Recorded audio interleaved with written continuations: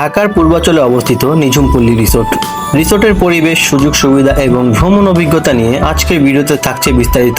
চলুন কথা না বাড়িয়ে ভিডিও শুরু করা যাক। আমাদের যাত্রা শুরু হয় শনিয়াকড়া থেকে। শনিয়াকড়া থেকে আমরা একটি প্রাইভেট কার ভাড়া করি। ভাড়া পড়েছে আপ ডাউন 3000 টাকা।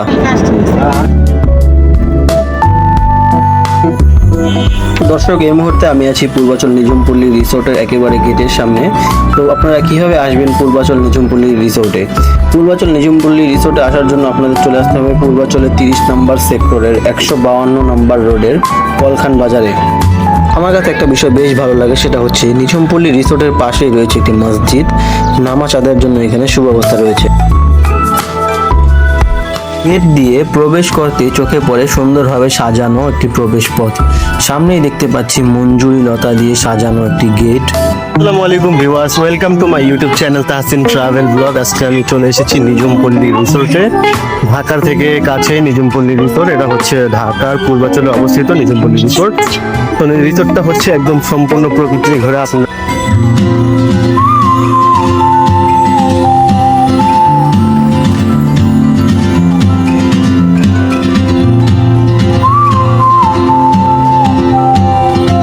রিসোর্টে প্রবেশের বাঁ পাশে রয়েছে একটি ছোট্ট মিনি চিড়িয়াখানা। বিশেষ করে শিশুদের জন্য এই জায়গাটি বেশ উপভোগ্য। প্রকৃতির মাঝে এমন একটি ছোট্ট চিড়িয়াখানা রিসোর্টের আকর্ষণীয়তা আরও বাড়িয়ে দিয়েছে। এই চিড়িয়াখানার মধ্যে দেখতে পেলাম যে কিছু চিত্রা হরিণ রয়েছে। হরিণগুলো দেখতে বেশ সুন্দর লাগছিল। রিসোর্টের ভিতরে প্রবেশ করার পর সর্বপ্রথম আমাদের দেখা হয় চিংগাম স্যারের সাথে। চিংগাম স্যার আমাদেরকে ওয়েলকাম জানাচ্ছে। আর এটি হচ্ছে টিকিট কাউন্টার। আপনারা এখান থেকে টিকিট সংগ্রহ করতে পারবেন। জনপ্রতি মূল্য নেবে 100 টাকা টিকিটের। তো জনপ্রতি 100 টাকা টিকিট কেটে আমরা এবার সামনের দিকে এগিয়ে যাচ্ছি। সম্পূর্ণ প্রকৃতিতে ঘেরা পরিবেশটা আমার কাছে বেশ ভালো লেগেছে। এটি হচ্ছে রিসিপশন এবং এর ভেতরে হয়েছে রেস্টুরেন্ট।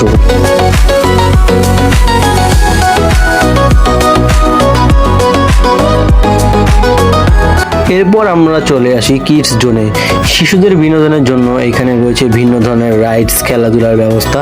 যারা পরিবার নিয়ে আসেন তাদের জন্য এই প্লেসটি বেশ উপযোগী।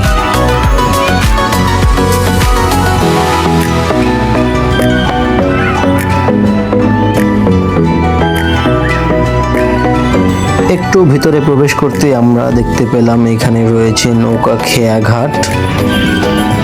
এগুলো হচ্ছে লাভ জোন। এখানে কিছু প্লেস বানানো রয়েছে কাপলসদের জন্য।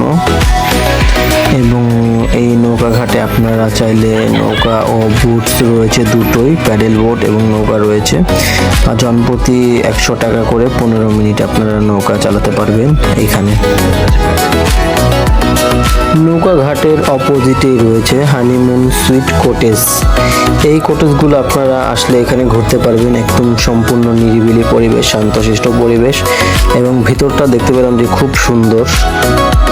এতক্ষণ ঘোরাঘুরি করার পর আমাদের বেশ ক্ষুধা লেগে যায়, তাই আমরা চলে আসি এবার খাবারের রেস্টুরেন্টে। এইখান থেকে খাবারের অর্ডার দিয়ে আমরা সামনের দিকে চলে যাই। সামনে হচ্ছে রেস্টুরেন্ট। তো রেস্টুরেন্টে এখানে আমরা বসি এবং খাবারের অর্ডারের 10 মিনিটের মধ্যে খাবার চলে আসে। খাওয়া দাওয়া শেষ করে আমরা কিছুক্ষণ এইখানে বিশ্রাম নেই এবং বিশ্রাম নেওয়ার পর আমরা চলে যাব সুইমিং এর উদ্দেশ্যে। ওই সামনেই সুইমিং পুল দেখা যাচ্ছে এবং এই যে বিল্ডিংটা যে রয়েছে এটা হচ্ছে নাইট স্টে করার জন্য। যারা রাতে থাকতে চায় তাদের জন্য এখানে সুব্যবস্থা রয়েছে। জনপ্রতি 300 টাকার টিকিট কেটে আমরা নেমে গেলাম সুইমিং পুলে। তীব্র গরমের মধ্যে ঘোরাঘুরি করার পর যখন ঠান্ডা পানিতে নামলাম, পুরো শরীরটা যেন মুহূর্তে সতেজ হয়ে গেল। চারপাশে শান্ত পরিবেশ আর ঠান্ডা পানির অনুভূতি সব মিলে সময়টা বেশ উপভোগী ছিল। গরমের দিনে পরিবার বন্ধুদের সঙ্গে কিছুটা সময় কাটানোর জন্য জায়গাটি বেশ দারুণ। কিন্তু সবশেষে চলে এলাম শাপলা ও পদ্ম বিলে। রিসোর্টের একেবারে শেষ প্রান্ত এইখানে হচ্ছে শাপলা ও পদ্ম বিল। এখানে নানা রকমের গাছগাছালি লাগানো রয়েছে এবং বেশ কিছু ছাউনিও তৈরি করা আছে রিল্যাক্সের জন্য। প্রকৃতির মাঝখানে এটি একটি রিল্যাক্স জোন বললেই চলে এবং সামনেই হচ্ছে শাপলা ও পদ্ম বিল। সম্পূর্ণ নিঝুমপল্লী রিসোর্টের মধ্যে আমার কাছে সবচেয়ে বেশি ভালো লেগেছে এই শাপলা ও পদ্ম বিলটা। কারণ এখানে একদম খোলামেলা প্রকৃতির ঠান্ডা বাতাস আসছে এবং শাপলা পদ্ম ফুল দেখা যাচ্ছে এখানে। ভিডিওটি যদি আপনাদের কাছে ভালো লেগে থাকে তাহলে অবশ্যই একটি লাইক করবেন এবং বন্ধুদেরকে শেয়ার করে দেবেন, এবং ভ্রমণ রিলেটেড এরকম আরও ভিডিও পেতে আমার চ্যানেল তাহসিন ট্রাভেল ব্লগ এই চ্যানেলটি সাবস্ক্রাইব করে রাখবেন।